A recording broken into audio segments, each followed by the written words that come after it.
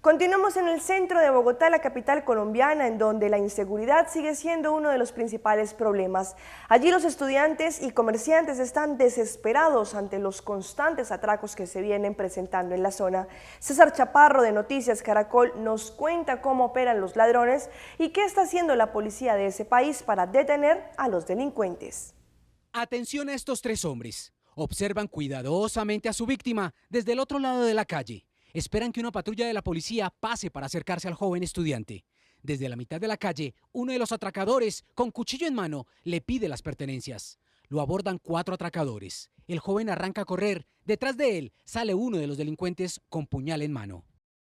El joven se salva del primer ataque con cuchillo. Sigue huyendo sin soltar su maleta, pero ya son 2 los atracadores que lo persiguen. Incluso pasa por el lado de un ciudadano que tan solo mira cómo el delincuente lanza por segunda vez el ataque con puñal, que por fortuna no impacta en el joven.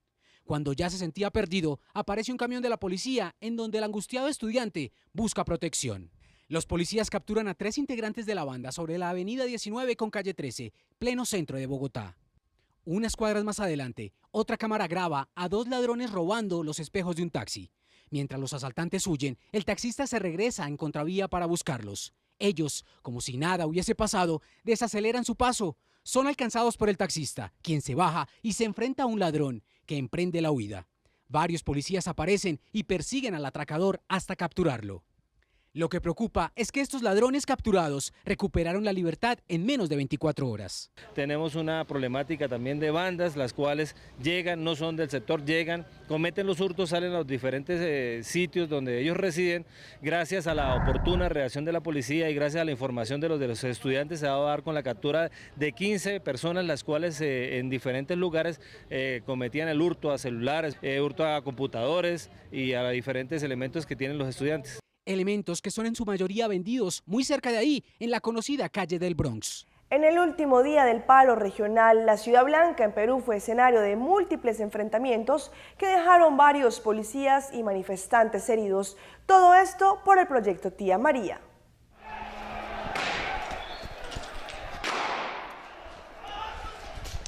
Fue la jornada más violenta en estos 3 días de paro regional en Arequipa.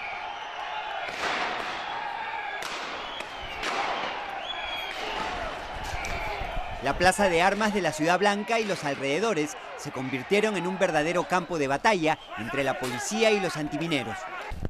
Los disparos no paraban en medio de los portales, mientras que los revoltosos destruían el centro histórico de la ciudad, arrancando los adoquines de la calzada, formando barricadas.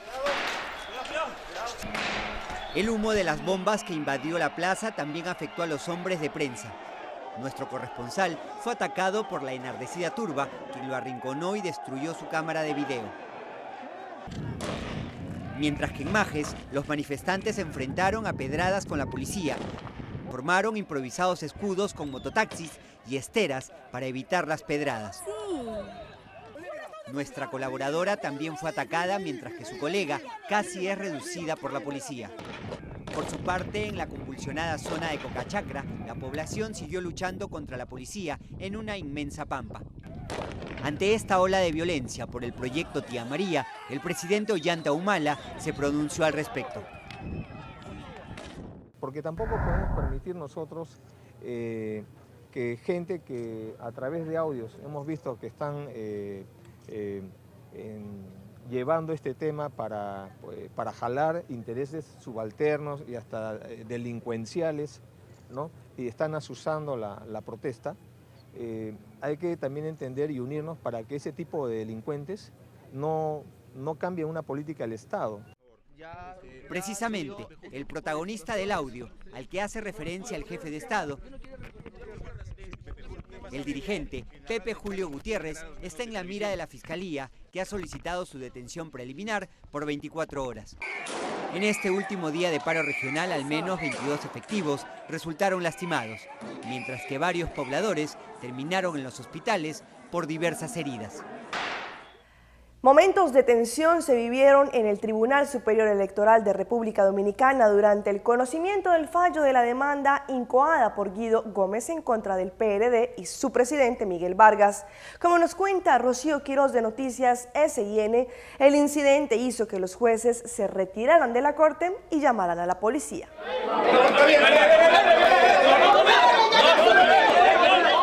Insultos y empujones, más de una veintena de policías intentó sacar por la fuerza a Guido Gómez Mazara y un grupo de seguidores que se negaban a retirarse de la sala de audiencias.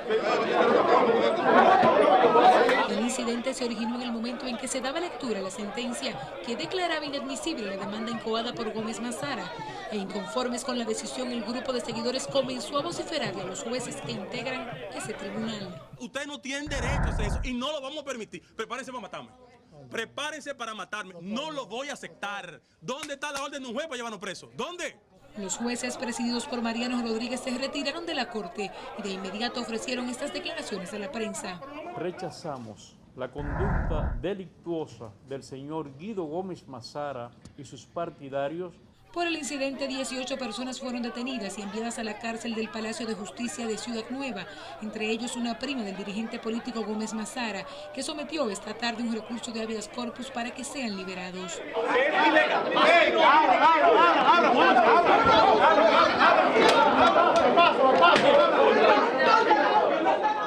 Nosotros ponderaremos en su debido momento si hay lugar a que esa persona permanezca bajo arresto. Mientras que el tribunal, a través de su consultor jurídico, presentó una denuncia en contra del grupo por supuesto delito de audiencia. Se espera que el recurso de habeas corpus sometido por Gómez Mazara sea conocido mañana en este Palacio de Justicia en horas de la mañana. Rocío Quiroz, Noticias SIN. La Confraternidad de Iglesias Evangélicas de San Pedro de Macorís en República Dominicana negó hoy que el dominicano apresado en Colombia por lavado de activos sea pastor de una congregación en ese pueblo. Sin embargo, afirmaron que si llegó a predicar el evangelio en las comunidades religiosas. Rocío Quiroz de Noticias SIN nos cuenta más. Yo puedo declarar que yo soy rico sin un chele. Aunque Jorge Armando Mercedes Cedeño supuestamente no pertenece a ningún concilio que lo acredite como evangelista, este alegadamente predicaba el evangelio en las iglesias y ministerios de San Pedro de Macorís. Una persona que se ha caracterizado aquí en San Pedro, se ha denominado evangelista de San Pedro de Macorís, no tenía iglesia, nunca ha tenido iglesia. ¿Y dónde se supone que él predicaba el evangelio? En la iglesia que lo invitaba. Sin embargo, la Confraternidad de Iglesias Evangélicas de ese pueblo aseguró que no era precisamente un pastor, sino más bien un invitado en las congregaciones. Y hasta este momento, es bueno que ustedes sepan, yo desconozco que pertenezca a ninguna congregación de aquí de San Pedro de Macorís. Mercedes Cedeño fue apresado en Colombia junto a varios miembros de la banda de narcotráfico conocida como el Clan Úsuga y está acusado de servir como testaferro a la red a través de una supuesta iglesia protestante en el país, así como de una ONG. Rocío Quiroz, Noticias SIN. Ayer se vivió una jornada violenta en el fútbol argentino. Fue suspendido el Boca versus River por agresión a los jugadores del equipo millonario.